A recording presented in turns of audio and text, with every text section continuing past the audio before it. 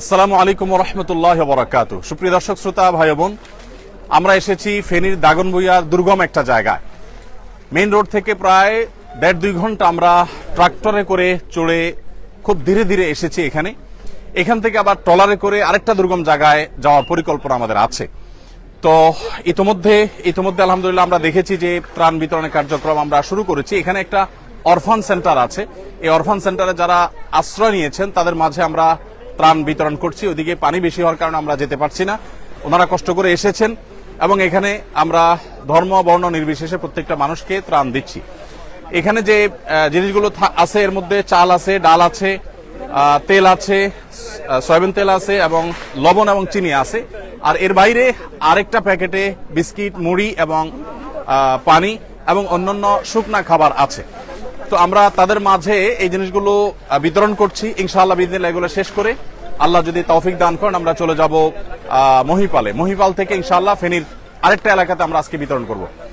গতকাল এবং আজ আমাদের যে সমস্ত ত্রাণবাহী গাড়ি এসেছে সেই ত্রাণবাহী গাড়িগুলোর মধ্যে থেকে এখানে এসেছে 2টি গাড়ি, ফেনীতে গিয়েছে 2টি গাড়ি, কুমিল্লা গিয়েছে 3টি গাড়ি, আর লক্ষ্মীপুরে গিয়েছে 1টি গাড়ি। এখানে একটা গাড়ি এসেছে দুঃখিত, এখানে একটা গাড়ি, নোয়াখালীতে লক্ষ্মীপুর একটা গাড়ি, ফেনীতে 3টা গাড়ি এবং কুমিল্লাতে 3টা গাড়ি। এই গাড়িগুলো আমাদের গত রাতে এসেছে, সবগুলো লরি ভর্তি মাল। আর আল্লাহ যদি তৌফিক দান করেন ইনশাআল্লাহ একইভাবে আগামীকালও আমাদের ত্রাণবাহী গাড়িগুলো ঢাকা থেকে ছেড়ে আসবে এবং বিভিন্ন দুর্গম এলাকাতে সেগুলো চলে যাবে। কুমিল্লার আজকে ব্রাহ্মণপাড়াতে আমাদের বিতরণ কার্যক্রম চলছে। আর লক্ষ্মীপুরের টুমচর মাদ্রাসাকে কেন্দ্র বানিয়ে লক্ষ্মীপুরের কমলনগর, রামগতি যে সমস্ত এলাকাগুলো প্লাবিত হয়েছে টুমচর মাদ্রাসা থেকে সে সমস্ত আলহামদুলিল্লাহ আমরা দেখতে পাচ্ছি বিভিন্ন বয়সের মানুষ আছেন, মহিলারা যারা আছেন তাদেরকে আমরা কষ্ট করে এদিকে আনি নাই, কারণ ওদিকে অনেক পানি, আমরা নিজেরাও যেতে পারিনি। ওনারা দূরে আছেন এবং ওনাদের কাছে দুঃখিত মাল আমরা ইনশাআল্লাহ পৌঁছে দিব। আল্লাহ যদি বাঁচান আমাদের এই যে কার্যক্রম চলছে, যেটা 20,000 পরিবারের মধ্যে শুকনা খাবার, এরপর চাল ডাল এগুলো 40,000 ছিল, এখন আমাদের টার্গেট হলো 50,000 পরিবারের কাছে পৌঁছানো। এরপরে আল্লাহ যদি তৌফিক দান করেন আমরা ইনশাআল্লাহ আরো 50,000 পরিবারকে ভাই মাশাআল্লাহ দেন দিতে থাকেন ভাই। সতর ঢাকা ফরজ, এই জন্য লুঙ্গি একটু নিচে নামাবো। ওয়ালাইকুম আসসালাম। মাশাআল্লাহ আপনারা সবাই দোয়া করবেন আমাদের সবার জন্য। আল্লাহ যেন আমাদের সবার কষ্ট দূর করে দেয়, আমরা সবাই যেন দোয়া করবো ইনশাআল্লাহ।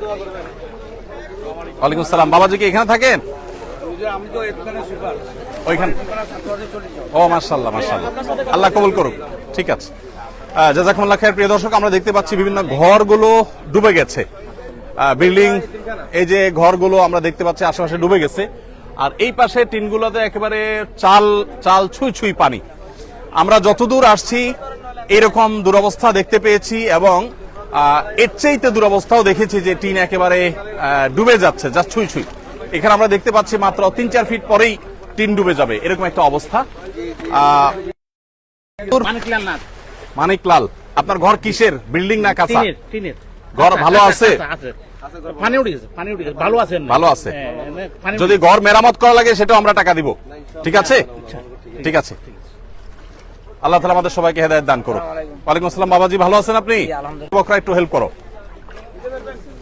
ওয়ালাইকুম আসসালাম। দাও বাচ্চাকে দাও। আমরা দেখতে পাচ্ছি যে মানুষ এখানে, মহিলারা, তারা এই বুক পানি ভেঙে তারা যেতে হচ্ছে বাজারে, শহরে।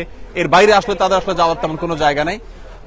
এদিক থেকে আমরা দেখতে পাচ্ছি যতদূর চোখ যায় শুধু অথই পানি আর পানি। আমরা যত গভীরে যাব শুধু পানি আর পানি। তো যাই হোক, আমরা দোয়া করবো আল্লাহ রাব্বুল আলামিন মানুষের কষ্ট লাঘব করে দেন, কষ্ট দূর করে দেন এবং বিশেষ করে প্রত্যেকে যার জায়গা থেকে আমরা মানুষের পাশে দাঁড়াবো। আলহামদুলিল্লাহ উদ্ধার তৎপরতা অলমোস্ট শেষের দিকে। বাংলাদেশ সেনাবাহিনী এবং অন্যান্য বাহিনীর সদস্যবৃন্দ, দায়িত্বশীল ব্যক্তিবর্গ, তারা উদ্ধার কর্মকাণ্ড খুব জোরে সোরে চালিয়েছেন এবং দারুণভাবে সেটি আলহামদুলিল্লাহ সুসম্পন্ন হয়েছে। এখন আমরা প্রয়োজন হলো শুধুমাত্র মানুষের খাবারের চাহিদাটা মেটানো।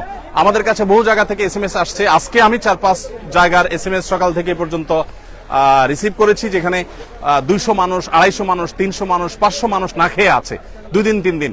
মাদ্রাসা 200-250 বাচ্চা না খেয়ে আছে 2 দিন 3 দিন। সেখানে আলহামদুলিল্লাহ আমরা ত্রাণ পৌঁছানোর উদ্যোগ নিয়েছি এবং এই পর্যায়ে এসে ট্রলারে করে, বিভিন্ন রকমের বোটে করে, ছোট ছোট এরকম বড় চাকার গাড়িতে করে আমরা দূর দূরান্তে ত্রাণগুলো পৌঁছে দিতে পারছি আলহামদুলিল্লাহ।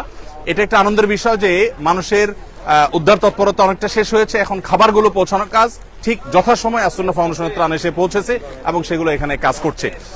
এখানে আলহামদুলিল্লাহ আমাদের স্থানীয় দাগনভূঞার তরুণ ভাইরা স্বেচ্ছাসেবক, তারা আলহামদুলিল্লাহ হেল্প করছেন এবং আমাদের কাজে তারা অক্লান্ত পরিশ্রম করছেন, প্রত্যেকে যার যার জায়গায় কাজ করছেন।